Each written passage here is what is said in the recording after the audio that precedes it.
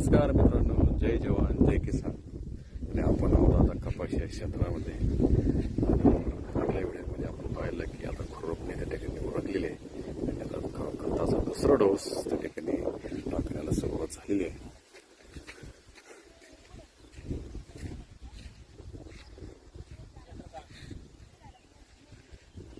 खूप छान पद्धतीने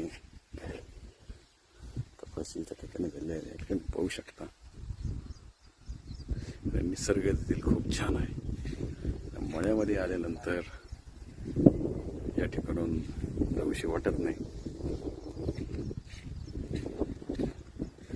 मालकीनबाई, सिया दीदी.